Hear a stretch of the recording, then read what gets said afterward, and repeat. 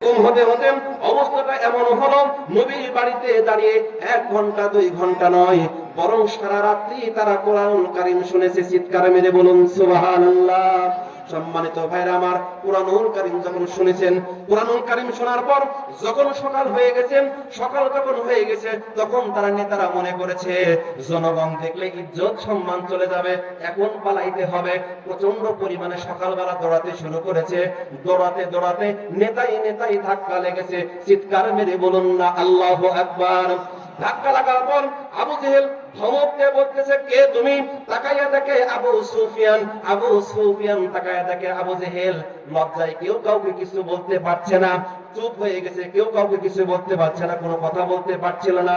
এমন অবস্থায় আবু সুফিয়ান বলতেছে, আবু জেহেল শোনো, আমি আবার সব দেব দেবীর কসম করে বলছি, লাত মানাত উজ্জা হাবলের কসম করে বলছি, আমরা সারা রাত দাঁড়িয়ে মুহাম্মদ সাল্লাল্লাহু আলাইহি ওয়াসাল্লামের কণ্ঠে যে কোরআনুল কারীম শুনলাম, আমি আল্লাহর নামের কসম করে বলছি, এটা কোনো মানুষের তৈরি করা কোনো কিতাব হতে পারে না, এটি হলো সম্পূর্ণ আসমানি আওয়াজ। জুড়ে বলুন সুবহানাল্লাহ।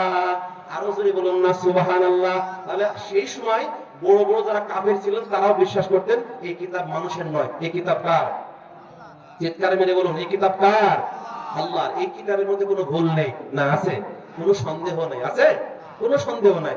পৃথিবীতে কত বড় বৈজ্ঞানিক, দার্শনিক, সাহিত্যিক এই কোরআনের ভুল ধরার জন্য চেষ্টা করছে, কিন্তু কোরআনের ভুল ধরতে পারে নাই। তারা কোরআনের ভুল ধরতে এসে নিজের জীবনের ভুলগুলোই তারা ধরে ফেলছে। কথা বলেন ঠিক কিনা?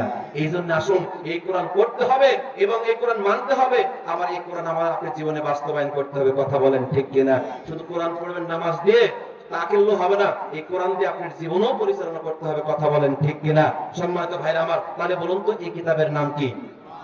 আপনারা বলে গেছেন, বলুন কিতাবের নাম কি? আল কোরআন। এই কোরআনের মধ্যে কোনো ভুল আছে? হ্যাঁ, অনেকে চিন্তা করতেছে যে আপনারা যেভাবে না বললেন, আপনাদের ভিতরে কোনো সন্দেহ আছে মনে হচ্ছে। হ্যাঁ, সন্দেহ আছে নাকি? এই কিতাবের মধ্যে কোনো ভুল নাই। দেখেন, এটা এমন একটি কোরআন, আমি সূরা ফাতিহা পড়বো, আমার মুখ থেকে যারা আপনারা শুনবেন, এটা একরকম। আমার যদিও বড় ভাই যখন তেলাওয়াত করবে, যখন তার পিছনে ইশার সালাত আদায় করবেন, সেও সূরা ফাতিহা পড়তেছে, এটা স্বাদ আর এক রকম। কথা বলেন ঠিক কিনা? যত হুজুর আছে যে যেভাবে পড়ুক, দেখেন আলাদা আলাদা হুজুরের আলাদা আলাদা একটা স্বাদ পাওয়া যায় কোরআন তেলাওয়াতের। কথা বলেন ঠিক কিনা? কিন্তু আমরা তো কোরআন শুনতে চাই না, চাই? পৃথিবীতে একটা জিনিস আপনার ঈমানটাকে বৃদ্ধি করতে পারে, যদি আপনি এই কোরআন মনোযোগ সহকারে শ্রবণ করেন। এই শ্রবণ করার কারণে আল্লাহ রাব্বুল আলামিন আপনার ঈমানটাকে বৃদ্ধি করে দিবেন। জোরে বলুন সুবহানাল্লাহ। এই জন্য ভাই আমাদেরকে কোরআন বেশি বেশি শুনতে হবে, বেশি বেশি জানতে হবে। কথা বলেন ঠিক কিনা? এই কোরআনের বিরোধিতা করা যাবে না, এই কোরআনকে ছোট মনে করা যাবে না। সম্মানিত ভাইরা আমার, এই জন্য আসুন আমাদের কোরআন অনুযায়ী আমাদের জীবন পরিচালনা করতে হবে। কথা বলেন ঠিক কিনা? চলে আসুন, তাহলে হেদায়েতের মালিক কে? জোরে বলুন তো। হ্যাঁ, আপনাদের আজকের মাহফিলের প্রধান বক্তা হেদায়েত দিতে পারবে? পারবে না। হেদায়েতের মালিক একমাত্র কে? চিৎকার মেরে বলুন, কে? হেদায়েতের মালিক কে? আল্লাহ। সুবহানাল্লাহ। হেদায়েত আপনার যদি কপালে থাকে, আপনি কেউ গুমরাহি করতে পারবে না, নাকি বলেন?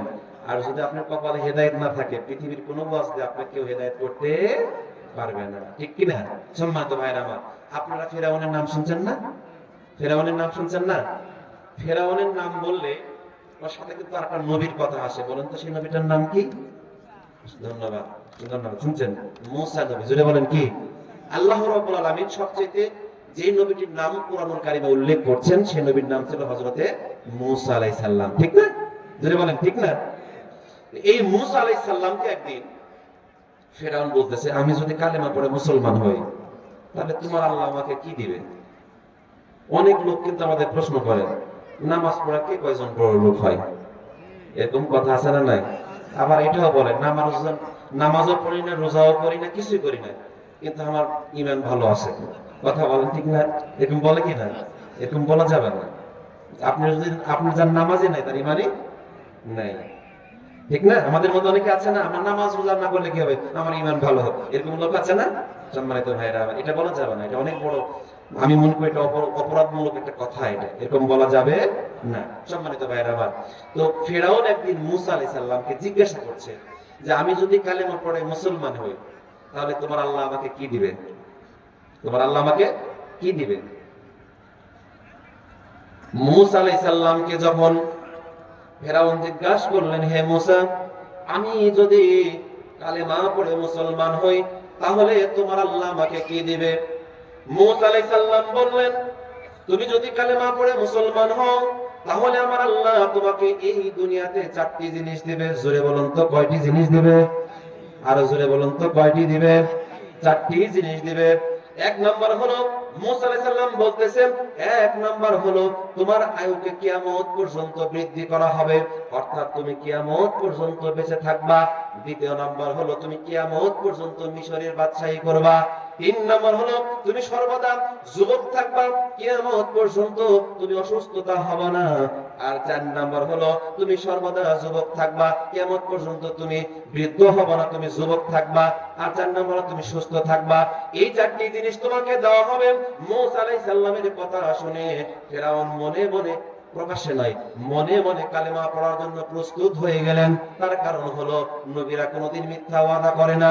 ফেরাউনের জীবনের অভিজ্ঞতা থেকে বুঝতে পেরেছেন যে মূসা আলাইহিস সালাম কখনো মিথ্যা ওয়াদা করে না। কথা বলেন ঠিক না?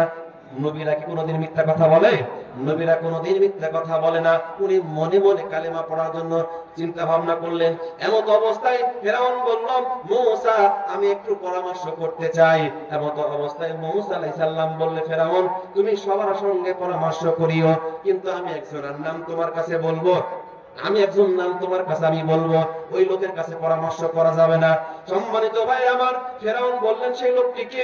মূসা আলাইহিস সালাম বললেন, হামান, তুমি সবার সঙ্গে পরামর্শ করতে পারো, কিন্তু হামানের সঙ্গে পরামর্শ করা যাবে?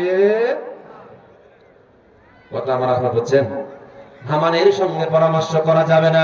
সম্মানিত ভাইরা আমার, ফেরাউন বলল, ঠিক আছে, আমি হামানের সঙ্গে পরামর্শ করব না, পরামর্শ করব না। এরপর ফেরাউন চলে গেলেন সর্বপ্রথম তার বিবি আসিয়া আলাইহিস সালামের সঙ্গে।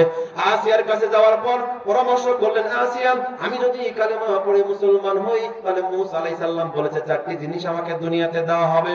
সম্মানিত ভাই আমার, বিবি আসিয়া বললেন, কি সৌভাগ্য, এর চেয়ে বেশি আপনি আর কি পেতে চান? তাড়াতাড়ি কালেমা পড়ে মুসলমান হয়ে যান।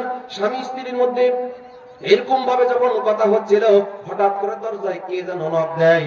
দরজা খোলার পর দেখলেন বিশাল এক তরবারি বাড়ি করে লইয়া হামান ফেরাউনের সামনে হাজির। ফেরাউনের পায়ের সামনে বিশাল এক তরবারি রেখে দিয়ে হামান বলতেছে, আপনি এতদিন মিশরের খোদা ছিলেন, এখন আপনি বান্দা হয়ে যাবেন। আমি এত বড় অপমান সহ্য করতে পারবো না। আপনি কালেমা পড়ে মুসলমান হন, আমার তবু আপত্তি নাই, কিন্তু শর্ত হলো একটা। শর্তটা হলো এই, আগে আমি হামান আমার শরীর থেকে, আমার দেহ থেকে মাথাটাকে দ্বিখণ্ডিত করুন, তারপর আপনি কালেমা পড়ে মুসলমান হয়ে যান। সম্মানিত ভাইরা আমার, এই কথা যখন শুনলেন ফেরাউনের ভিতরে আবার অহংকার পয়দা হয়ে গেল। সে আর মুসলমান হতে রাজি হলো না।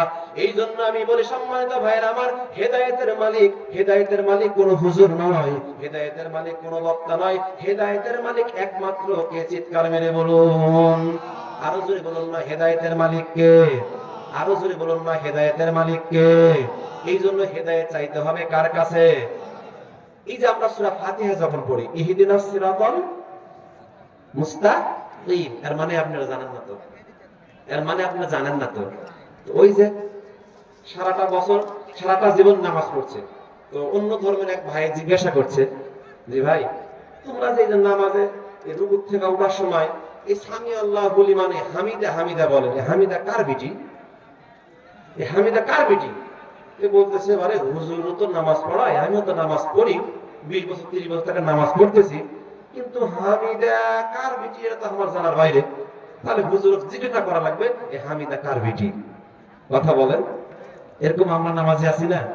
আপনি ধীরে ধীরে অল্প অল্প করে, এই যে আপনি রুকুতে গেলেন, আপনি দোয়া পড়তেছেন, সিজদায় গেছেন, আপনি দোয়া পড়তেছেন, এই দোয়ার অর্থগুলো কি জানার দরকার আছে না? জানার দরকার আছে না? জানতে হবে। আপনি সানা পড়তেছেন, সানার অর্থটা কি আমরা অনেকে কিন্তু আমরা জানি না। সূরা ফাতিহা পড়তেছি, ফাতিহার অর্থটা আমরা তো সরল অর্থ পড়তে পারবো, আমরা কিন্তু অনেকে এটা জানি না। জানতে হবে। যখন আপনি সব জিনিসগুলো জানবেন, তখন নামাজের প্রতি একটা ভক্তি আসে। নামাজের প্রতি কি আসে?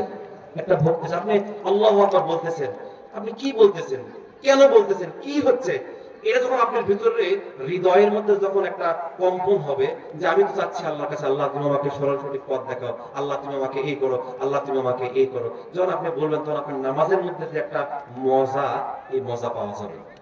তাছাড়া আপনি কি বলবেন, খালি দায় কাটাচ্ছেন, খালি পায়ে ওই যে ধান লাগায় না, কি লাগায়, ধান লাগায়, মানে পায়ে ঠেকাতে পারলেই হয়ে গেল নাকি বলেন, এরকম কিন্তু হয়ে যায় আমাদের অনেকের ভিতর। এই জন্য আমাদেরকে অর্থ বুঝতে হবে। জোরে বলেন, কি বুঝতে হবে, অর্থ বুঝতে হবে। আবার অনেকে আমরা আছি যে আমরা নিজেরা নামাজ পড়ি কিন্তু আমাদের ছেলে মেয়েকে নামাজ পড়াই না, আমার বাড়ি আলী নামাজ পড়ে না, এরকম নামাজ আছে না আবার? হ্যাঁ আছে, কিন্তু বহুত আছে, বহুত আছে। আপনারা দেখবেন যে বেচারি দিন রাত মসজিদে থাকে কিন্তু বাড়ি আলী নামাজ পড়ে না, ছেলে মেয়ে নামাজ পড়ে না, এরকম লোক আছে না নাই? আরো যদি বলুন, আছে না নাই? তারপর একটা কথা কি, হেদায়েতের জন্য আপনাকে চেষ্টা করতে হবে, কারণ মেয়ে মানুষ তো, মেয়ে মানুষকে হেদায়েত করা খুব কঠিন।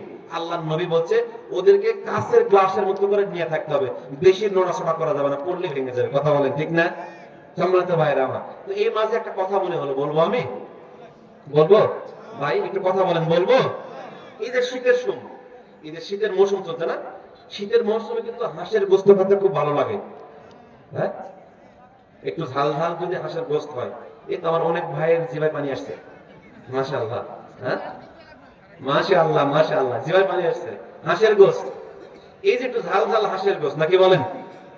তো বড় একজন ব্যক্তি, মনে করেন, আমি এখানে যারা মাস্টার আছেন আমি তাদেরকে ছোট করছি না, মনে করেন একজন স্কুলের হেডমাস্টার, আপনাদের এই মহাদেবপুর বাজার নাকি এই বাজার আছে এখানে, সরস্বতীপুর বাজার, এই বাজার থেকে সুন্দর একটা হাঁস কিনেছে, হাঁসের দাম হলো 600 টাকা। কত? মোটামুটি 1 কেজি গোস্ত হয়ে যাবে আলহামদুলিল্লাহ। তো বিবির কাছে নিয়ে এসে কইছে তুমি সুন্দরভাবে রান্না করো, আগামীকাল 10টার সময় অফিসে যাওয়ার আগে খাওয়া দাওয়া করে কিন্তু আমি যাব, আর শর্ত হলো আমার একটা, শর্ত হলো একটা, রান দুটা আমার চাই। কয়টা রান চাই? 2টা রান আমি চাই। তো বেচারি মহিলা মানুষ ঝাল লবণ চাকতে চাকতে ভুল করে একটা রান খেয়ে ফেলছে। কি করছে? একটা রান খেয়ে ফেলছে। কিন্তু মাস্টার বলে কি হবে, একটু কড়া, একটু কি কড়া, পানে গেলে পিটাপিটি শুরু হয়। তা আমার এলাকাটা লোক ছিল, বউ পিটতে পিটতে পিটতে বলে আপা ক, আপা না কয়া পর্যন্ত আমি ছাড়বো না, আপা ক। এরকম লোক আছে না? বউ পিটার লোক আছে না নাই? আছে। সম্মানিত ভাই না আমার, মাস্টার মানুষ খুব কড়া মানুষ।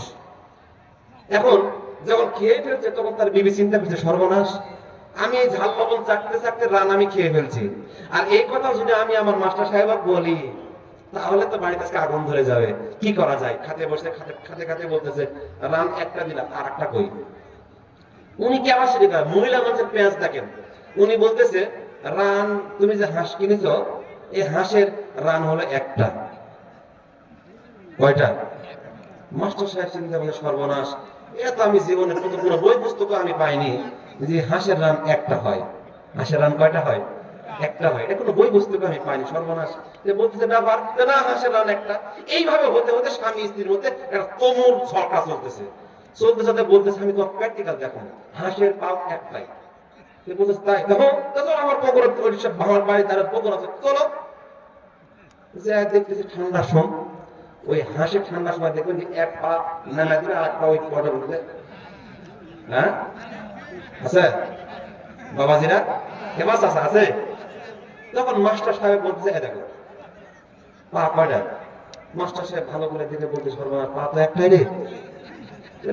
গালার আমার ঠিক হলো না, কিন্তু বসে লাগবে হেরে গেল। যা হোক, যা হয়েছে হয়েছে, আমি একটা কাজ করবে, কাজটা হলো এটা যে আমি ভালো করে দেখবো। তখন ওই পাশে একটা ছোট্ট একটা ইটের টুকরা ছিল, এই ইটের টুকরা গুলো ওই হাঁসের গায়ে ফেলে মারছে। দুজনের মধ্যে কেউ কম নয়। যখন এই হাঁসের গায়ে যখন ফেলে দিতে বন্ধ, পা বাইর করবে, কি করবে না? হ্যাঁ, পা বাইর করবে না। যখন এই পা যখন বাইর করে ফেলে তখন বলতেছে ব্যাপার, পা যে 2টা হলো। তখন বলতেছে এই সরস্বতীপুর যখন তুমি হাঁস কিনছিলে, তুমি যে পাটা যে দেখলে ওটা কি ধ্যান মারার আগে না পরে? বলতেছে এত বন্ধ ছিল, ঢাল মারা পর পা দেখতে পাইছি, ঠিক না? এতে এতক্ষণ পা ছিল না। তুমি যখন সরস্বতীপুর হাঁস কিনছিলা তখন তুমি ঢেল মারা কিনছিলা? তুমি কি ঢেল মারা কিনছিলা? তখন মাস্টার মশাই চিন্তা করে, সর্বনাশ, কথা তো সত্যি হয়েছে, আমি তো হাঁস নেওয়ার সময় ঢেল মারা হাঁস দেখিনি যে হাঁসের পা কয়টা। কথা বলেন ঠিক না? সম্মানিত ভাইরা আমার, এই জন্য মেয়ে মানুষের সাথে পা রাখা কঠিন। বা খুবই কঠিন। কথা বলেন ঠিক না? এই মেয়ে মানুষ যখন আমার আপনার বাসায় আসছে, আমি কথাটা প্রায় বলি, যখন বিয়ের দিন বলেন তো কি কালার শাড়ি পরে বাড়িতে আসে আপনার বাড়ি? তাছাড়া কথা বলেন কি পরে? লাল, তাই না? আচ্ছা মনে করেন আপনাদের এই রাস্তার যখন রাস্তার কাজ হয়, এত একটা খুঁটি মেরে ওই ওইখানে একটা লাল কাপড় বেঁধে দেয়, কিসব? হ্যাঁ, বিপদ সংকেত। গাড়ি চালালে ধীরে চালাও, সামনে রাস্তার কাজ হচ্ছে, পড়ে যাবার পারো। কথা বলেন ঠিক না? এজন্য লাল পতাকা দেয়। বিয়ার দিনও ওই লাল পতাকাতে আপনাকে বোঝাচ্ছে সাবধান, আমি কিন্তু আনু, বিপদ। জেরে বলেন ঠিক না? জেরে বলেন ঠিক না? লিল্লাহে তাকবীর, লিল্লাহে তাকবীর। বিপদ। এই মেয়ে মানুষের পালায় যাই করছে, তার জীবন শেষ, সব শেষ। কথা বলেন ঠিক না? আমি আমার সাবাইহাট, আমার বাড়ি সাবাইহাট, আমার বাড়ি হলো মান্দা, মনে নেই কোনো ধান্দা, আমি এক আল্লাহর বান্দা। জোরে কোন সুবহানাল্লাহ। আমার বাড়ি হলো সাবাইহাট। সাবাইহাট একটা খুব কম বয়সী একজন যুবক পাগল, ভারসাম্যহীন। আমি আমার মাদ্রাসা থেকে বাসায় যা, যেখানে বলুন এই ছেলের এই অবস্থা কেন, উনি বলতেছিলেন না শোনাই ভালো। আমি বললাম জানবার চাই, ওই ছেলে তো খুব শিক্ষিত, স্মার্ট, দেখতেও খুব সুন্দর, কিন্তু সে পাগল কেন? একজন আমার বলতেছে বাবা তুই থাকিস বাইরে, আমরা আমার এলাকা কি হয় তোদের বুঝতে পারবো না। কি হয়েছে? এই হলো একটা মেয়ের সাথে করছে লাইন, লাইন করার পর বাপ মায়ের সাথে বিয়ে না দিয়ে অন্য জায়গা দিয়ে দিছে বিয়ে। বিয়ে দেওয়ার কারণে এই মানসিক ভারসাম্যহীন হয়ে গেছে। বলুন তো এরকম পুরুষ মানুষ আছে না নাই? কথা বলেন আছে না নাই? সম্মানিত ভাইরা আমার, আজ থেকে আমরা যখন ছোটবেলায় মাদ্রাসায় যখন লেখাপড়া করছি, আপনি যদি তার 20 বছর আগে যান, বাজারে কোনো মহিলা মানুষ ছিল? কথা বলেন চাচা, বাজারে কোনো মহিলা মানুষ ছিল? ছিল না। আর এখন আছে না নাই? ওই যে গেছে বিদেশ, থুয়া থুয়া গেছে, বিখ্যাত কোথায়? বিদেশ, যে মার্কেট করতেছে। আমি আমার একটা 3 পিস নিতে আমার বাড়ি আলির জন্য, আমি যে বাসায় ভাড়া থাকি, আমার 3 পিসের দাম নিছে 1000। কত? তো আমার পাশে আমি যে বাসায় ভাড়া থাকি, সেই বাসার মালিক হচ্ছে আমার থাকে হলো বিদেশ। কোথায় থাকে? বিদেশ। তো উনি ওই একই 3 পিস, একই নাম, একই অবস্থা, লিখে হচ্ছে 800। কত? আমি চিন্তা করলাম হুজুর মানুষ, আর হুজুর মানুষ যেখানে যাবে সেখানে কয়েছে হুজুর আপনার জন্য এতখানি ছাড়, কতখানি ছাড়, আপনার জন্য 1000 টাকা খালি, অন্য জায়গাতে আমরা 1500 নিচে দিই না। আপনারা হুজুর মানুষ লস করেন, এই জন্য আপনার থেকে আমরা নিব 1000। আমি চিন্তা করলাম সর্বনাশ, এমন কেন হলো? পাশের বাড়ির ভাবি নিল 800 টাকা আর আমার থেকে নিল 1000 টাকা। এর পিছনে আমি তদন্ত শুরু করলাম। একদিন 2 দিন হতে হতে হতে হতে হতে হতে শেষ পর্যন্ত জানা গেল, আমার বাড়ি আলো একদিন বলছে তুমি হুজুর হলে কি হবেন, তুমি খালি হাত ঠকেন জিনিসপাতি দেওয়ার সময়। পাশের বাড়ির 3 পিস দেবে, একই 3 পিস, তো থেকে লিখে হলো 1000, আর পাশের বাড়ির ভাবি থেকে লিখে কত? 800। এর কারণ কি? আমি তো ভেবে পাই না। বই খালি কথা বলে, যে জিনিসটা সেই জিনিসের ভাবে পার্থক্য। পরে চিন্তা করলাম যে ওটা আমার ভাবির দেওয়ার হয়, পাশের বাড়ির ভাবি কি হয়? দেওয়ার হয়। এই জন্য প্রত্যেকটা জিনিসের একটা করে ছাড় আছে। আপনি পুরুষ মানুষ, আপনি যাবেন, যে জিনিস দিবে, মেয়ে মানুষ আসলে আপনি দোকানদার নেবেন। আমি নবাতে একবার আসছিলাম, আমরা 2 জন হুজুর ঢুকছি ওই মার্কেটে, মহিলা মানুষ ভিড়, এমন ওই দোকানদার মালিক বলছে হুজুর এখন হবে না। বললাম ব্যাপার হবে না কেন? একজনে বলতেছে হুজুর আপনার দামাদামি করে কিনবেন, কত করে কিনবেন? মেয়ে মানুষের খরিদের কাছে গেলে একটু দোকানদার একটু আলাদাই হয়ে যায়, আপনি অন্য দোকানে যান। বলুন কথা বলে এরকম পরিবেশ হয় কি হয় না? ঠিক বললাম না ঠিক বললাম? সম্মানিত ভাইরা আমার, তাহলে চলে আসুন। তাহলে বলুন তো এই কিতাবের নাম কি? তাকবীর দেন, লিল্লাহে তাকবীর। আরো জোরে তাকবীর দেন, লিল্লাহে তাকবীর। সম্মানিত ভাইরা আমার, আল্লাহ রাব্বুল আলামিন কুরআনুল কারীমের মধ্যে বলেন, লক্ষ্য রাখুন, লক্ষ্য রাখুন। এই যে চাচারা আমরা একটু আগাছেন, একটু আগাছেন, একটু আগাছেন, একটু আগাছেন, আসেন আসেন আসেন। এই অবস্থা হলে আব্দুল্লাহ আলামিন হুজুর কি এসে ওয়াজ আপনাদের শোনাবেন? আগান আগান আগান আগান আগান, সামনে আগান, সামনে একটু আগাছেন ভাই, একটু আগাছেন ভাই, একটু আগান ভাই, একটু পরিবেশটা সুন্দর করে। এই পরিবেশে কি প্রধান বক্তা আনার পরিবেশ হয়েছে? বলেন আপনাদের মন থেকে আপনারা বলেন দিনই, হয়েছে? হয় নাই? আগে আসেন। সম্মানিত ভাইয়েরা আমার, বনি ইসরাইলের মাঝে 3 জন লোক ছিলেন। একজন লোক ছিলেন কুষ্ঠরোগী, দ্বিতীয় জন ছিলেন মাথা টাকওয়ালা বিশিষ্ট, আর তৃতীয় জন ছিলেন অন্ধ। সম্মানিত ভাইরা আমার, এই তিনজনকে পরীক্ষা করার জন্য আমার আল্লাহ রাব্বুল আলামিন ইচ্ছে পোষণ করলেন। তাই তিনি তাদের কাছে একজন ফেরেশতা নিযুক্ত করলেন। ফেরেশতা প্রথমেই কুষ্ঠরোগীর কাছে আসলেন, আসার পর জিজ্ঞাসা করলেন, তোমার কাছে সবচাইতে প্রিয় জিনিস কি? সে বলল, আমার কাছে সবচেয়ে প্রিয় জিনিস হইল উত্তম গায়ের রং আর ভালো চামড়া, আর আমার কাছ থেকে যেন এই রোগ নিরাময় হয়ে যায়, যার কারণে লোকেরা আমাকে ঘৃণা করে। সম্মানিত ভাইরা আমার, এই কথা শোনার পর ফেরেশতা তার শরীরে এরকম ভাবে হাত বুলিয়ে দিলেন। এই হাত বোলানোর কারণে আমার আল্লাহ রাব্বুল আলামিন তাকে সুন্দর চর্ম এবং সুন্দর চামড়া দান করলেন। জোরে বলুন সুবহানাল্লাহ। সম্মানিত ভাইরা আমার, এরপর ফেরেশতা আবার তাকে প্রশ্ন করলেন, তোমার কাছে সবচাইতে প্রিয় সম্পদ কি? সম্মানিত ভাইরা আমার, যখন এই কথা বললেন, ফেরেশতা যখন এই কথা বললেন, লোকটি বললেন, আমার কাছে সবচেয়ে প্রিয় জিনিস হইল, আমার কাছে সবচেয়ে প্রিয় সম্পদ হইল একটি উট। জোরে বলুন তো কি? উট। সম্মানিত ভাইরা আমার, এই কথা যখন বললেন, ফেরেশতা তাকে একটি গর্ভবতী একটি উষ্টি প্রদান করলেন এবং ফেরেশতা বললেন, আল্লাহ তাআলা তোমাকে এই সম্পদের মধ্যে বারাকাত দান করুন। এই কথা বলে ফেরেশতা অদৃশ্য হয়ে গেলেন। এরপর ফেরেশতা দ্বিতীয় ব্যক্তির কাছে চলে গেলেন, অর্থাৎ মাথা টাকওয়ালার কাছে চলে গেলেন। জোরে বলুন তো কার কাছে গেলেন? এই মাথা টাকওয়ালার কাছে গেলেন। যাওয়ার পরে জিজ্ঞাসা করলেন, তোমার কাছে সবচেয়ে বেশি প্রিয় জিনিস কি?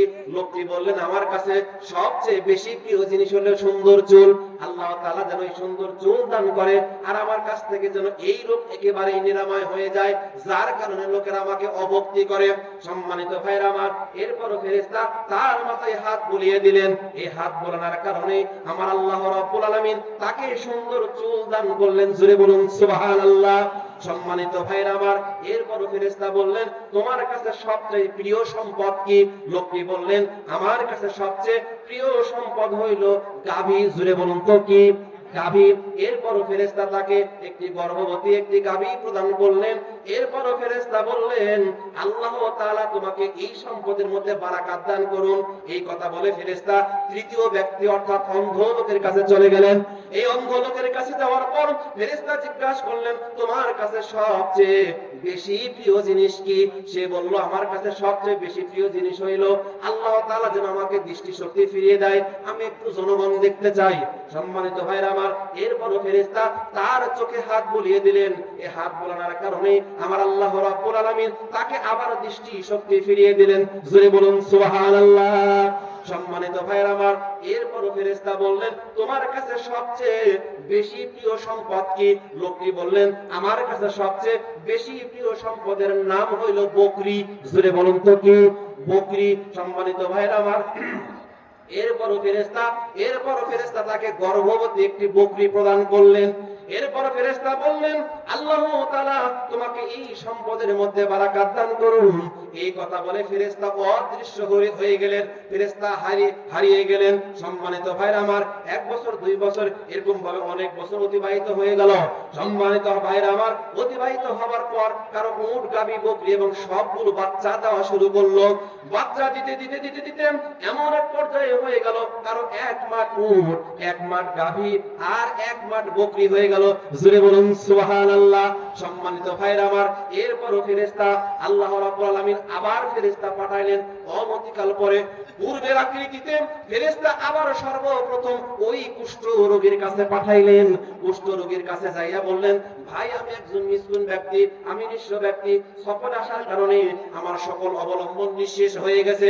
তোমার সহযোগিতা ছাড়া, আল্লাহর সহযোগিতা ছাড়া আমার বাড়ি যাওয়া সম্ভব নয়। সুতরাং যে আল্লাহ তোমাকে এত সম্পদ প্রদান করলো, এত কিছু দান করলো, ওই আল্লাহর নামে তোমার কাছে আমি একটি উট সাহায্য চাই, যাতে আরোহণ করে আমি সফর শেষে বাড়ি পৌঁছতে পারি। সম্মানিত ভাইরা আমার, যখন এই কথা বললেন, লোকটি বললেন, ভাই আমার দায়িত্ব বেশি, তাই আমি তোমাকে উট দিতে পারছি না। এরপর ফেরেশতা বললেন, ভাই আমি তোমাকে চিনি বলে মনে হয়। তুমি কি কুষ্ঠরোগী ছিলে না এবং তুমি কি নিঃস্ব ছিলে না? এরপর আল্লাহ তাআলা তোমাকে অনেক সম্পদ প্রদান করেছে। লোকটি বলল, না না না, আমি সম্পদ আল্লাহ রাব্বুল আলামিন দেন নাই, আমি আমার বাপ দাদার সম্পত্তির উত্তরাধিকারী হয়েছি। সম্মানিত ভাইরা আমার, এই কথা যখন বললেন, ফেরেশতা বললেন, তুমি যদি মিথ্যাবাদী হয়ে থাকো তাহলে আল্লাহ তাআলা আবার তোমাকে যেন আবার আগের অবস্থায় নিয়ে যায়। সম্মানিত ভাইরা আমার, একটা কথা বলেন, নদীর কুল ভাঙ্গে উকুল করে, এই তো নদীর খেলা। সকালবেলার বাচ্চারে তুই ফকির, সন্ধ্যাবেলা। সম্মানিত ভাইরা আমার, এক সময় আমি আপনি গরিব ছিলাম, এরকম লোক আছে না? এক সময় প্রচন্ড গরিব ছিল, কিন্তু আজকে ছেলে চাকরি করার কারণে, হয়তোবা বিদেশ যাওয়ার কারণে একটু অর্থ সম্পদ আল্লাহ তাআলা দিয়ে দিয়েছে, কিন্তু এক সময় যে গরিব ছিল তার চালচলন দেখলে মনেই হয় না। কথা বলেন ঠিক না? এরকম লোক আছে না? নাই? আছে না? এক সময় এত গরিব ছিল, পন্থা বুঝেন না? পন্থার পানি খেয়ে এক সময় সে জীবন পরিচালনা করছে, জীবন চালাইছে, কিন্তু আজকে একটু টাকা পয়সা হয়েছে, তার আর গরমে এলাকা থাকা যায় না। কথা বলেন ঠিক কিনা? এরকম লোক আছে না? নাই? জোরে বলুন, আছে না? নাই? তখন আর ওর কথার সাইজ, চলাফেরার সাইজ সব গেছে পাল্টে। কথা বলেন ঠিক না? বাজার স্টলের মধ্যে ঠ্যাং জোগায় খায়, চলে কে এখন? কথা বলেন ঠিক না? জোরে বলেন ঠিক নাকি? আগের মতো শান্তি তো আর এখন পাওয়া যায় না, মানুষ সব পাল্টে গেছে, পাল্টে নিত জামানা। মানুষ সব পাল্টে গেছে, পাল্টে নিত জামানা। জামানা ঠিকই আছে, মানুষ সব পাল্টে গেছে, মানুষ সব পাল্টে গেছে, জামানা ঠিকই আছে। কথা বলেন ঠিক না? মোটা বই আছে হাতে, কলমটায় আছে সাথে, সাদা শার্ট গায়ে দিয়ে, সুজোড়া পায়ে দিয়ে, জিন্সের পরেছে প্যান্ট, মনে হলো স্টুডেন্ট, পরনে আছে যে বেল্ট, গায়ে মাকে দামি সেন্ট। যাই বন্ধুর আড্ডায়, নেশা করে রাস্তায়, নেশা করে গাঞ্জা খেয়ে 8 মাস থাকে জেলে। অবশেষে মনে হলো এইটা কোনো ছাত্র না, এটা হলো আমগো পাড়ার টুকাই বাবুল কাহানা, এটা হলো আমগো পাড়ার টুকাই বাবুল কাহানা। আগের মতো শান্তি তো আর এখন পাওয়া যায় না, মানুষ সব পাল্টে গেছে, পাল্টে নিত জামানা। জামানা ঠিকই আছে, মানুষ সব পাল্টে গেছে, মানুষ সব পাল্টে গেছে, জামানা ঠিকই আছে। ঠিক না? বলেন ঠিক না? ঠিক। লিল্লাহে তাকবীর, আরো জোরে বলে লিল্লাহে তাকবীর। সম্মানিত ভাইয়েরা আমার, এরপরও ফেরেশতা যখন বললেন, তুমি যদি মিথ্যাবাদী হও তাহলে আল্লাহ রাব্বুল আলামিন যেন তোমাকে আগের অবস্থায় ফিরিয়ে দেয়। যখন এই কথা বললেন, সম্মানিত ভাইয়েরা আমার, এই কথা বলে ফেরেশতা দ্বিতীয় ব্যক্তি অর্থাৎ মাথা টাকওয়ালার কাছে গেছে। কার কাছে? মাথা টাকওয়ালার কাছে চলে গেলেন, যাইয়া জিজ্ঞাসা করলেন প্রথম ব্যক্তির নাই, সেও বলল ওই প্রথম ব্যক্তির না, সেও একই উত্তর দিল। এরপর ফেরেশতা বললেন, তুমি যদি মিথ্যাবাদী হও তাহলে আল্লাহ তাআলা যেন তোমাকে আবার আগের অবস্থায় ফিরিয়ে দেয়। এই কথা বলে ফেরেশতা 3 নম্বর ব্যক্তি অর্থাৎ অন্ধ ব্যক্তি, জুড়ে বলুন কি ব্যক্তি? 3 নম্বর ব্যক্তি অন্ধ, ওই অন্ধ ব্যক্তির কাছে চলে গেলেন, যা জিজ্ঞাসা করলেন, ভাই আমি একজন মিসকিন এবং মুসাফির ব্যক্তি, আমার সফরে সকল অবলম্বন নিঃশেষ হয়ে গেছে, আল্লাহ এবং তোমার সহযোগিতা ছাড়া বাড়ি পৌঁছা আমার পক্ষে সম্ভব নয়। সুতরাং যে আল্লাহ তোমাকে দৃষ্টিশক্তি ফিরিয়ে দিয়েছেন, ওই আল্লাহর নামে তোমার কাছে একটি বকরি সাহায্য চাই, যাতে সফর শেষে আমি বাড়ি পৌঁছতে পারি। সম্মানিত ভাইয়েরা আমার, যখন এই কথা বললেন, অন্ধ ব্যক্তি বললেন, ভাই তুমি সত্য কথা বলেছেন, আল্লাহ আমি অন্ধ ছিলাম, কিন্তু আল্লাহ রাব্বুল আলামিন আমার দৃষ্টিশক্তি ফিরিয়ে দিয়েছেন। তোমার যা ইচ্ছা, তোমার যা মনে চাই নিয়ে যাও, আর যা ইচ্ছা রেখে যাও। যে আল্লাহ রাব্বুল আলামিন আমাকে দৃষ্টিশক্তি ফিরিয়ে দিয়েছেন, ওই আল্লাহর নামের কসম করে বলছি, ওই আল্লাহর নামে তুমি যা নিবে, আজকে আমি তোমাকে আর কোনো বাধা দিব না। সম্মানিত ভাইরা আমার, এরপর ফেরেশতা বললেন, ভাই তোমার সম্পদ তোমার কাছে রেখে দাও, আমি তোমার সম্পদ নেওয়ার জন্য আসি নাই। আল্লাহ রাব্বুল আলামিন তোমাদের 3 জনকে পরীক্ষা করলেন, এই 3 জনের মধ্যে আল্লাহ রাব্বুল আলামিন তোমার প্রতি সন্তুষ্ট হয়েছেন, আর অপর 2 জনের প্রতি অসন্তুষ্ট হয়েছেন। কথা বলেন ঠিক না?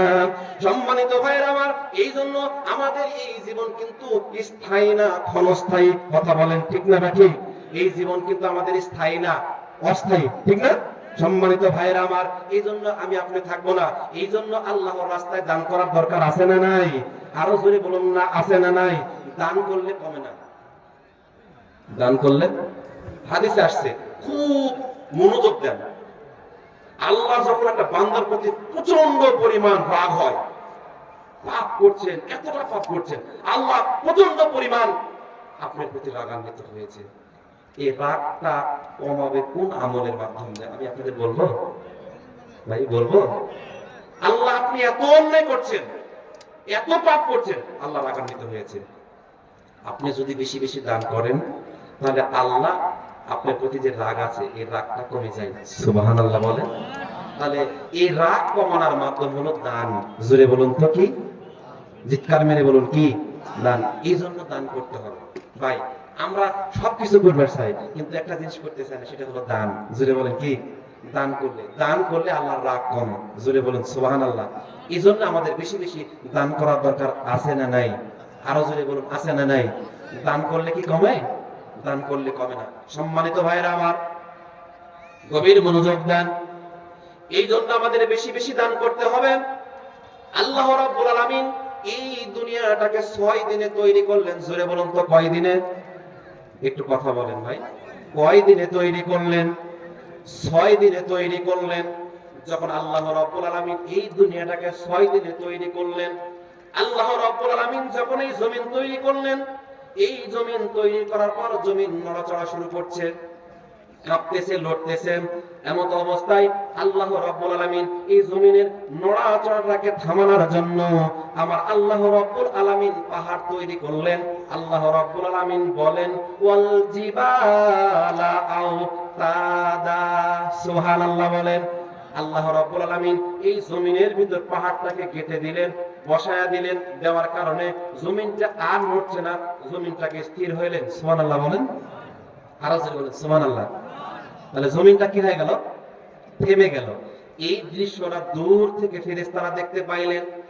দেখার পর আল্লাহ রাব্বুল আলামিনকে জিজ্ঞাসা করলেন, আল্লাহ, এই পাহাড়ের চাইতে বড় শক্তিশালী আর কোন বস্তু কি আপনি পৃথিবীতে তৈরি করেছেন? আল্লাহ রাব্বুল আলামিন বললেন, ফেরেশতারা, এই পাহাড়ের চাইতেও বড় শক্তিশালী আমি একটা বস্তু তৈরি করেছি। সেই বস্তুটির নাম হইল হাদিদ। সুবহানাল্লাহ বলেন। হাদিদ মানে আপনারা বোঝেন না? হাদিদ মানে বুঝছেন? একটু আমি পানি খাই।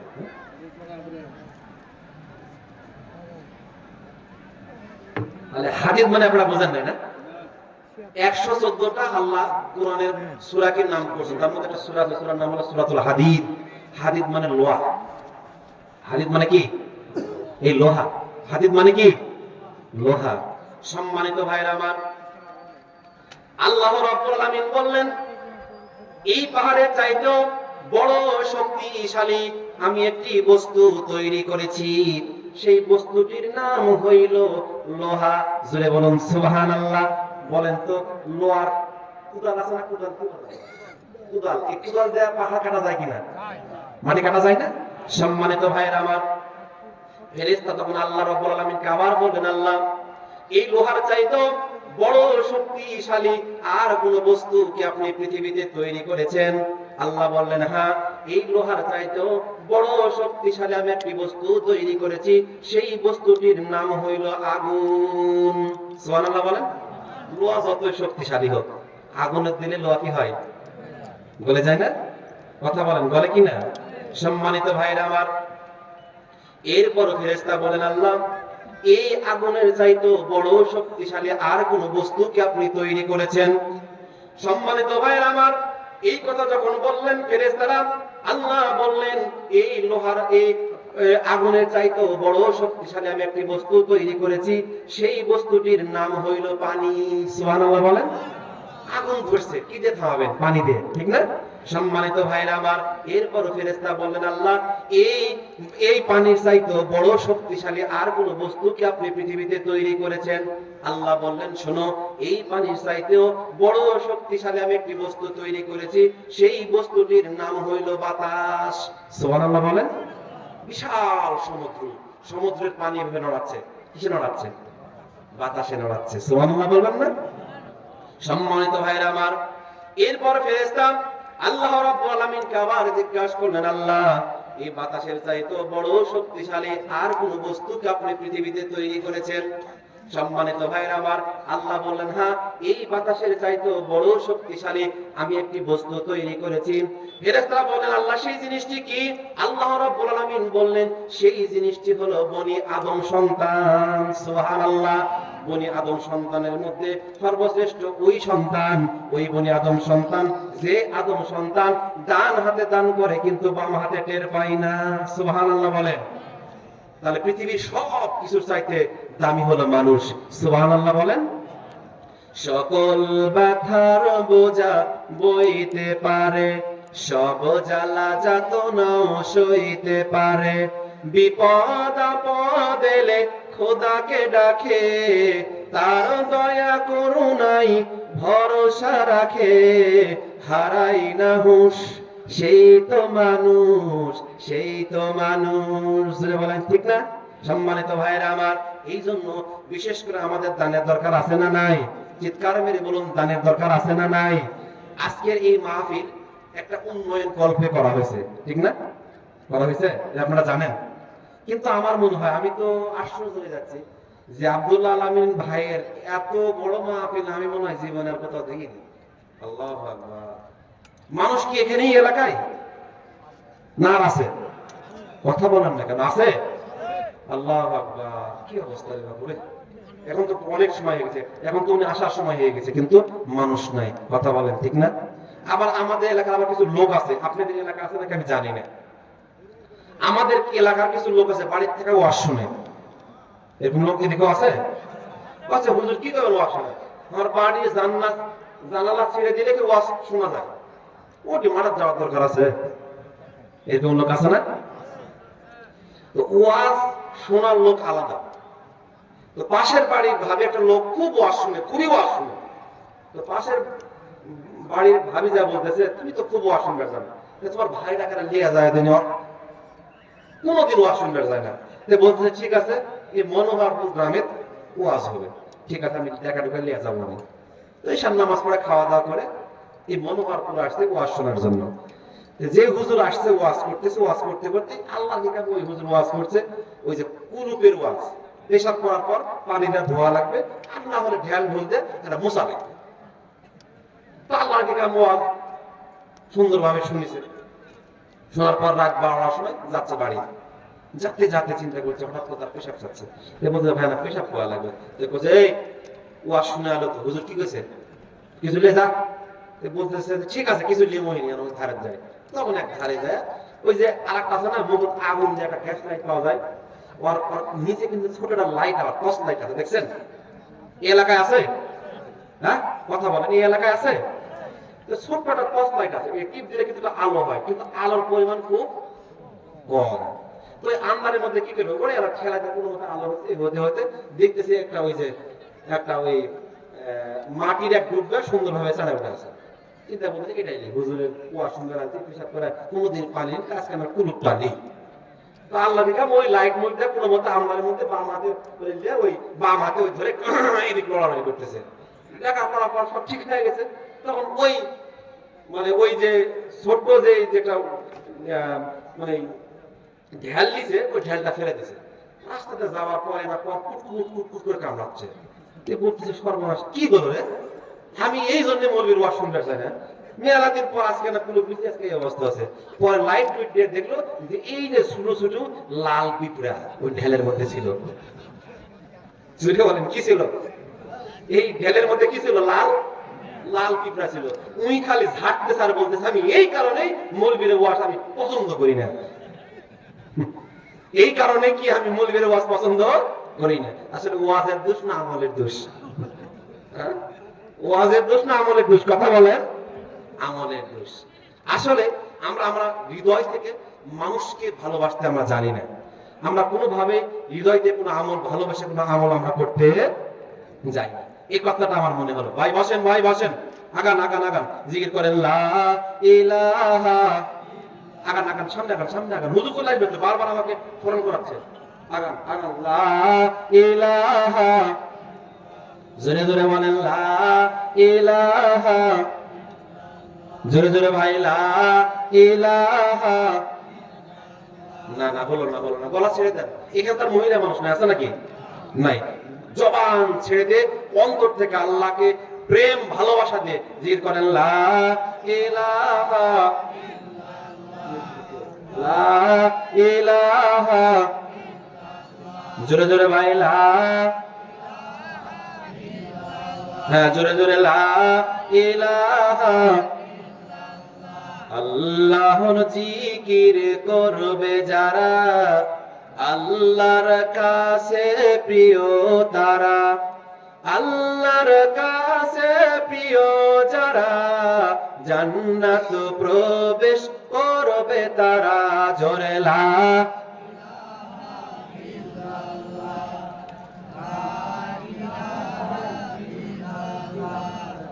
লা ইলাহা লা ইলাহা লা ইলাহা, জোরে জোরে ভাই লা ইলাহা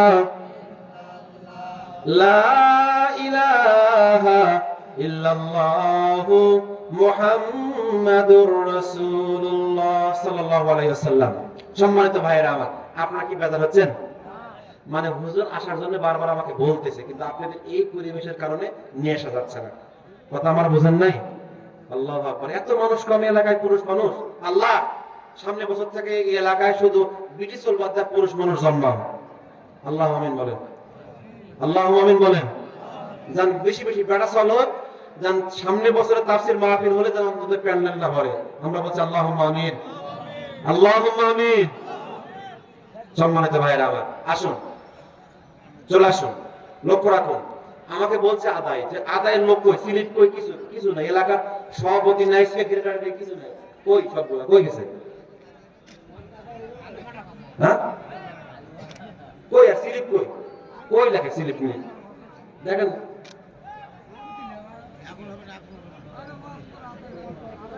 আদায় লাগবে না ভাই, না? আল্লাহু আকবার। মসজিদ, আচ্ছা এই গ্রামের কয়জন লোক আছে? হাত তোলেন। মনোহরপুর গ্রামের কয়জন লোক? হাত তোলেন। মনোহরপুর নাকি? মনোহরপুর কই? হাত তোলেন, হাত তোলেন, হাত তোলেন, হাত তোলেন। আল্লাহ, কে রে বা? আপনারা এগুলো করেছেন? আল্লাহ আল্লাহ। এই মনোহরপুরের বেটাচল খালি কয়েকটা? আচ্ছা মনোহরপুর গ্রামের বাদদা, তারা হাত তোলেন তো।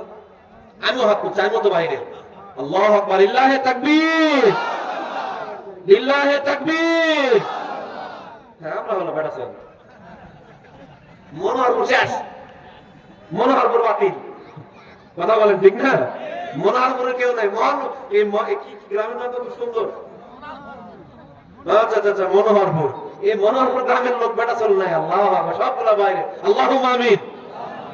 সম্মানিত ভাইরা আমার, আমার নবী, আপনার নবী, বিশ্ব নবী জনাবে মুহাম্মদুর রাসূলুল্লাহ, জোরে বলুন সাল্লাল্লাহু আলাইহি ওয়াসাল্লাম, কয়েকজন সাহাবী সহ কোন প্রয়োজনে হযরতি আবু তালহা রাদিয়াল্লাহু তাআলা আনহু এর জীর্ণ কুঠিরের আঙ্গিনায় উপস্থিত হলেন। আল্লাহর নবীর সাথে বড় বড় সাহাবীও তখন ছিলেন। হযরতে ওমর ও হযরতে উসমান রাদিয়াল্লাহু তাআলা আনহু তার সঙ্গে ছিলেন। হুজুর সাল্লাল্লাহু আলাইহি ওয়াসাল্লাম আবু তালহার সাথে বেশ কিছুক্ষণ যাবত একটি বিষয় নিয়ে কথাবার্তা বলছিলেন। এমন সময় তিনি লক্ষ্য করলেন যে হযরতে ওমর রাদিয়াল্লাহু তাআলা আনহু এর চেহারার মধ্যে অস্থিরতার ছাপ, কেমন যেন তিনি ছটফট করছেন। কখনো রাসূলের পাশে দাঁড়িয়ে থাকেন, আবার কখনো আবু তালহার জীর্ণ কুঠিরের দিকে এগিয়ে যান। এই অবস্থা দেখে রাসূল সাল্লাল্লাহু আলাইহি ওয়াসাল্লাম জিজ্ঞাসা করলেন, ওমর কি হয়েছে তোমার, এমন করছো কেন? জবাবে হযরতে ওমর রাদিয়াল্লাহু তাআলা আনহু বললেন, ইয়া রাসূলুল্লাহি, ইয়া হাবিবাল্লাহ, আমরা এখানে আসার পর থেকেই আবু তালহার ঘর থেকে একটি কান্নার আওয়াজ শুনতে পাচ্ছি। এই কান্নার আওয়াজ আমার দিলকে ভেঙে টুকরো টুকরো করে দিচ্ছে, আমার মতো কঠিন দিলকেও মোমের মতো গলিয়ে দিচ্ছে। ইয়া রাসূলুল্লাহ, ইয়া হাবিবাল্লাহ, আমার অস্থিরতা আর পেরেশানি শুধু এই জন্যই। সম্মানিত ভাইয়েরা আমার, এরপর রাসূল সাল্লাল্লাহু আলাইহি ওয়াসাল্লাম বললেন, উমর বলো কি তুমি? আবু তালহার ঘর থেকে কান্নার আওয়াজ আসছে। এবার রাসূল সাল্লাল্লাহু আলাইহি ওয়াসাল্লাম আবু তালহার দিকে মুখ ঘুরে বললেন, রে আবু তালহা, দরজা খুলে দাও। আবু তালহা যখন দরজা খুলে দিলেন, ভিতরের দৃশ্য দেখে সবাই অবাক হয়ে পড়লেন। কেউ কোনো কথা বলছিল না, সবাই নীরবে দাঁড়িয়ে রয়েছেন। এমত অবস্থায় রাসূল সাল্লাল্লাহু আলাইহি ওয়াসাল্লাম বলে উঠলেন, রে আবু তালহা, এ কি দৃশ্য রে আবু তালহা? এই নিষ্পাপ শিশু বাচ্চাটির কি অপরাধ ছিল যার জন্য তুমি শক্ত রশি দিয়ে এই খুঁটির সাথে তুমি বেঁধে রেখেছো? সম্মানিত ভাইরা আমার, এরপর আবু তালহা বললেন, ইয়া রাসূলুল্লাহ, ইয়া হাবিবাল্লাহ, অপরাধ ক্ষমা করবেন। আমার বাড়ির দরজার সামনে যে খেজুর গাছটি আপনি দেখতেছেন, এই খেজুর গাছের মালিক একজন ইহুদি। এই গাছ থেকে অনেক খেজুর ঝরে ঝরে পড়ে, আর আমার অবশ শিশুটি খোদার তাড়নায় এই খেজুরগুলো কুড়িয়ে কুড়িয়ে খায়। হে আল্লাহর রাসূল, হাসরের ময়দানে খোদার দরবারে এর জন্য কি জবাব দেব? এই ভয়ে আমি আমার নিষ্পাপ এই শিশু বাচ্চাটিকে আমি শক্ত রশি দিয়ে খুঁটির সাথে বেঁধে রেখেছি। সুবহানাল্লাহ বলেন। সম্মানিত ভাইরা আমার, রাসূল সাল্লাল্লাহু আলাইহি ওয়াসাল্লাম সহ সবাই বুঝতে পারলেন আবু তালহা কোনো সাধারণ কোনো ব্যক্তি নন। তার কারণ হইল, আবু তালহার এই কথাটি শোনার পর সকলে আশ্চর্য হয়ে গেলেন। তার কারণ হলো, আবু তালহা দ্বীনের পথে, হকের পথে কুরবান করা এক মর্দে মুজাহিদ। কথা বলেন ঠিক না? সম্মানিত ভাইরা আমার, আমরা ছেলে মেয়েকে মানুষ করতেছি। আমার মসজিদের একজন লোক বলতেছে, হুজুর কি করবেন হুজুর, ছেলে মেয়েকে আজকাল মানুষই করে পারছি না। কেন, কি হয়েছে? বলতেছে, কি বলবেন হুজুর, কথা শুনতেছে না। আমি বলতেছি, শুনে কথা বলে, আপনার বাড়ির তো মুরগির কুটি আছে, মুরগির কুটি আছে না আপনাদের বাড়ি? মুরগির কুটি বোঝেন? মুরগির ঘর। এই মুরগির ঘর আছে। তো যখন দেখবেন মা বোনরা যখন এই মাগরিবের নামাজে যখন আজান হয়, তখন কিন্তু লাইট লাগে ওই মুরগির ঘরে যা দেখে যে মুরগি সব আলছে কিনা। কথা বল না কেন? হ্যাঁ, জোরে বলেন ঠিক না ঠিক? তখন দেখে দেখতেছে একটা মুরগ নাই রে, পাশের বাড়ি খুঁজতেছে, ব্যাপার আমার মুরগটা কই গেল, অন্য কার বাড়ি গেল। পাশে খুঁজতে খুঁজতে দেখা গেল যে আরেকজনের বাড়ি ঢুকে বসে আছে। কথা বলেন ঠিক না?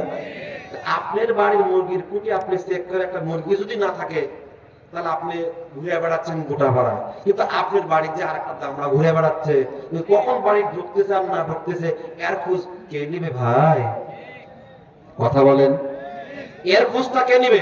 রাত 10টা বাজতেছে, 8টা বাজতেছে, 9টা বাজতেছে, আপনার ছেলে বাসায় নাই। আপনি কি খোঁজ নেওয়ার দরকার আছে না নাই? আরো জোরে বলুন, আছে না নাই? কিছুদিন আগে আমার এক মুসল্লি বলতেছে, হুজুর দোয়া করবেন। আমি আলহামদুলিল্লাহ, কি দোয়া করবেন? বলতেছে, হুজুর আমার ছেলে বিসিএস ক্যাডার। সর্বনাশ। আলহামদুলিল্লাহ, ভালো তো। হুজুর কি ব্রেন, সব শিখিয়ে ফেলে দিছি। আমি বললাম আলহামদুলিল্লাহ। আমি বললাম যে সব শিখিয়ে ফেলছেন, ভালো তো, মাশাআল্লাহ। আপনি ছেলেকে আপনি কোরআন শিখাইছেন? বলতেছে, হুজুর ওক নেই বাদ। কি বলতেছে? মানে ওক নেই, ওর কাছে এই কোরআনটা ওক নেই মনে হচ্ছে। কইছে হুজুর ওক নেই বাদ দিয়ে রাখছে। তাহলে ওক নেই বাদ, সব শিখেছি হুজুর, সব কভার করে। আমার বেটা বিসিএস ক্যাডার, এত তাদের বেতন, এত তাদের পাওয়ার, খালি এক নেই হুজুর, খালি কোরআন শরীফটা শিখাবার পারেনি হুজুর। আমি বললাম, হোক বিসিএস ক্যাডার আর যাই হোক, আপনার ছেলেকে আপনি সবগুলো শিক্ষা দিলেও যতক্ষণ পর্যন্ত এটা আপনি শিক্ষা দিতে না পারবেন, ততক্ষণ পর্যন্ত আপনার ছেলে সুশিক্ষিত হবে না। কথা বলেন ঠিক না বেঠিক? যদি আপনার ছেলেকে সুশিক্ষিত করতে চান, তাহলে এই কোরআনের বিকল্প নাই। কত বিসিএস ক্যাডার দয়ে কোনো জানে না, ওই যে জানাজার নামাজ পড়া লক্ষ্য হুজুর, শিক্ষিত মেলা হয়েছে হুজুর, জানাজা পড়ার পারেনি, বরাবর সরকারি দিয়ে দিচ্ছে বিসিএস ক্যাডার। কথা বলেন ঠিক না বেঠিক? যদি বাধ্যতামূলক থাকতো বিসিএস ক্যাডারের পাশাপাশি অন্তত তোমার বাপের জানাজাটা তোমাকে শিখতে হবে বাধ্যতামূলক, তাহলেই না বুঝতাম তুমি সুশিক্ষিত হতে পারছো। কথা বলেন ঠিক না বেঠিক? হাজারো শিক্ষিত আছে, হাজারো শিক্ষিত আছে, তার কোনো অভাব নাই, একটা অভাব, বাপ মারা গেছে, জানাজা করতে পারে না। কথা বলেন ঠিক না বেঠিক? মসজিদের ইমাম সাহেব ছাড়া আর গতি নাই। কিছুদিন আগে আমার প্রায় লোকেরা বলে, হুজুর আপনারা বেতন পান কম, কিন্তু আপনাদের পোশাক গুলো এত দামি করে থাকা হয়, আপনার গোসল চালান কিভাবে, এই যে এত সুন্দর সুন্দর পোশাক পরেন, এটা কিভাবে, আপনাদের টাকার বরকত বেশি। আমি বললাম আলহামদুলিল্লাহ। বলতেছে আমি প্রতি মাসে 50,000 টাকা পাই, তাও মাস আমার জায়গা খুব কষ্টে যায় হুজুর, খুব কষ্ট থাকে, খুব কষ্ট থাকে, ছেলে মেয়েকে আমি ঠিক মতো চলাফেরা করতে পারি না। 50,000 আর আপনারা 5,000 10,000 টাকা পায়, কিভাবে আপনারা এত চকচকে হয়ে ঘুরেন? আসলে আপনাদের টাকার বরকত বেশি। আমি তখন বললাম ভাই একটা কথা, কি তাহলে কাজ করো, তাহলে আমার 10,000 টাকা তুমি বরকতের টাকা তুমি নাও, আর তোমার 50,000 বেতন আমার দাও। এটা হয়? তাহলে কিছুক্ষণ আগে ওয়াজ করলেন টাকা বরকতি টাকা, কথা বলেন ঠিক না বেটি? তুমি তোমার বরকতি টাকা আমার টাকা, তুমি 10,000 টাকা আমার বেতন তুমি নাও, আর তোমার 50,000 আমার তার কাছে না। হুজুর এটা হয়? হুজুরও তেল মানে সবাই পারে, কথা বলেন ঠিক না বেটি?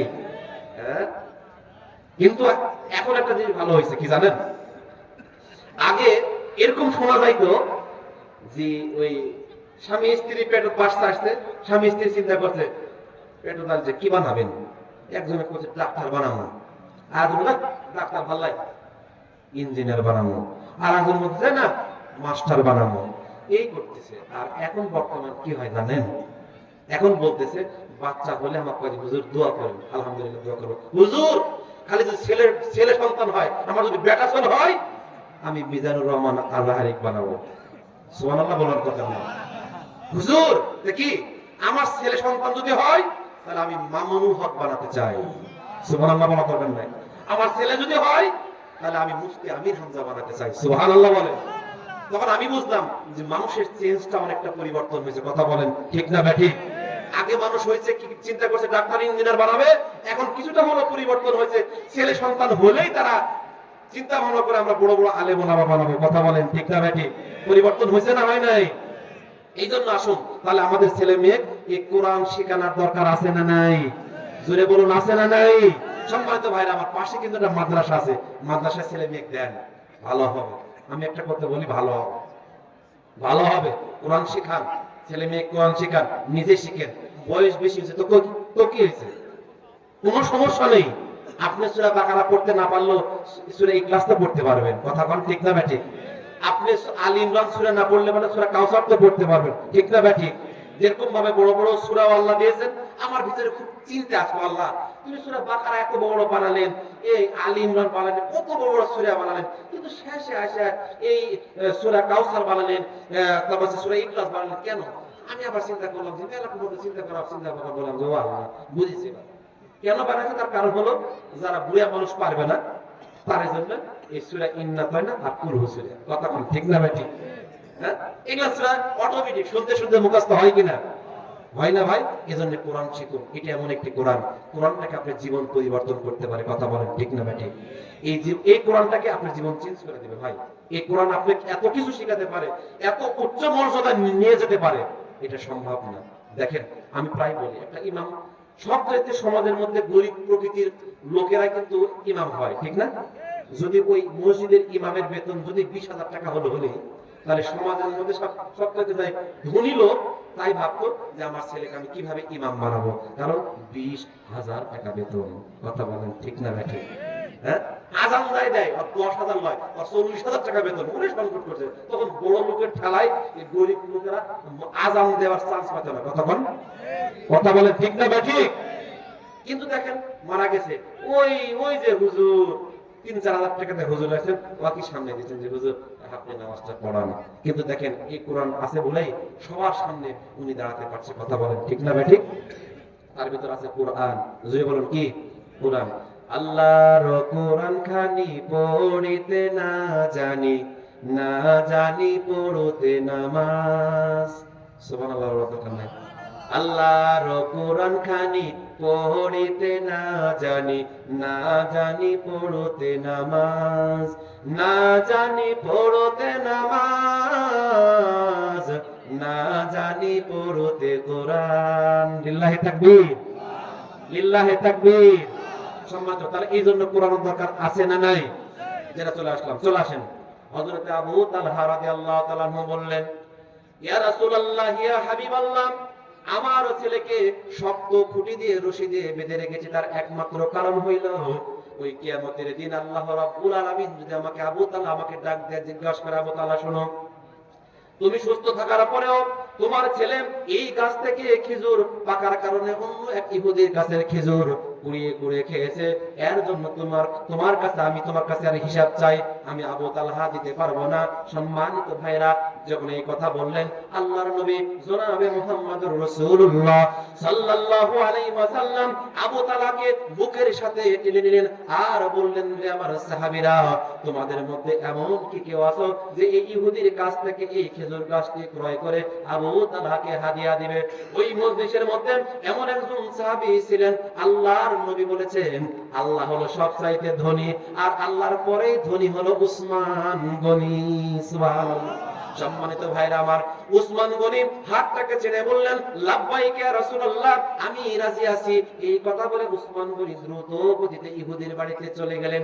ইহুদি একটি কাজে ব্যস্ত ছিলেন। ইহুদিকে ডাক দিয়ে বললেন, ভাই ইহুদি, আগে আমার কথাটি শুনুন, আমি আমার দয়ার নবীকে দাঁড়িয়ে রেখে এসেছি, আগে আমার কথাটি শুনুন। ইহুদি বললেন, কি কথা বলতে চান ভাই, বলুন। উসমান গনি রাদিয়াল্লাহু তাআলা আনহু বললেন, আবু তালহার ঘরের দরজার সামনে খেজুর গাছটি কি আপনার? ইহুদি বললেন, হ্যাঁ। আর উসমান গনি বললেন, গাছটি আমার খুব প্রয়োজন, গাছটি কি তুমি কি ক্রয় করবা? ইহুদি বলল, না, আমি এই গাছটি ক্রয় করব না। অবশেষে অনেক পীড়াপিড়ির পর একটি দুইটি নয়, বরং 20টি খাজুর গাছের বিনিময়ে আবু তালহার জন্য উসমান গনি ইহুদির কাছ থেকে এই গাছটি ক্রয় করলেন। জোরে বলুন সুবহানাল্লাহ। সম্মানিত ভাইরা আমার, গাছটি যখন ক্রয় করলেন, গাছটি ক্রয় করে দ্রুত গতিতে ইহুদির কাছ থেকে চলে গেলেন রাসূলের দরবারে। রাসূলের দরবারে যা বললেন, ইয়া রাসূলুল্লাহ, ইয়া হাবিবাল্লাহ, গাছটি আমি ক্রয় করেছি, এই গাছের মালিক আজ থেকে হবে আবু তালহা। সুবহানাল্লাহ। সম্মানিত ভাইরা আমার, এই কথাটি যখন আবু তালহা দূর থেকে দেখতে পাইলেন, এই কথাটি শোনার পর আবু তালহার চক্ষু থেকে আনন্দে অশ্রু প্রবাহিত হতে লাগলো। অশ্রু ঝর্ণা ধারায় দাড়ি মুবারক গুলো ভিজে গেল। ভিজতে ভিজতে চোখ মুছতে মুছতে বলতেছেন, ইয়া রাসূলুল্লাহ, ইয়া হাবিবাল্লাহ, আমি উসমানের কাছে চিরঋণী হয়ে গেলাম, এই দানের প্রতিদান দেওয়ার মতো আমি আবু তালহা আমার কাছে কোনো কিছুই নেই। এই কথা যখন বলতেছেন, এমন অবস্থায় উসমান গনি বললেন, ভাই আবু তালহা, এই দানের প্রতিদান তোমাকে দিতে হবে না, কিন্তু তোমার কাছ থেকে আমি একটা জিনিস চাই। যেই দিন হাসরের ময়দানে তুমি রাসূল সাল্লাল্লাহু আলাইহি ওয়াসাল্লামের সাথে হেসে খেলে বেড়াবে, ওই দিন আমাকে একটু তোমার ভাই বলে পরিচয় দিয়ে তোমার সঙ্গী করে নিও। জোরে বলুন সুবহানাল্লাহ। আরো জোরে বলুন না সুবহানাল্লাহ। সম্মানিত ভাইরা আমার, এই জন্য হৃদয়ে যদি আল্লাহর ভয় আপনার কলিজার মধ্যে থাকে, তাহলে আপনি যে কোনো কাজের ক্ষেত্রেই কিন্তু আল্লাহকে স্মরণ করতে পারবেন। কথা বলেন ঠিক না ব্যাঠিক? আরো জোরে বলুন না ঠিক না ব্যাঠিক? সম্মানিত ভাইরা আমার, আপনি মনে করেন,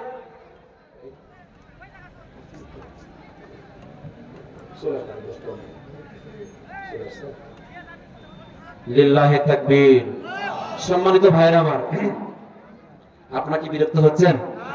কিছুক্ষণের মধ্যেই আজকের মাহফিলের প্রধান মেহমান, প্রধান আকর্ষণ, যার কণ্ঠের মধ্যে আমরা একটা সুঘ্রাণ পাই, আল্লামা সাঈদীর কণ্ঠ। কথা বলেন ঠিক না ব্যাঠিক? উনি আসতেছে আলহামদুলিল্লাহ, আমার প্রিয় ভাই আব্দুল্লাহ আমিন কিছুক্ষণের মধ্যেই আপনাদের মাহফিলে চলে আসবেন।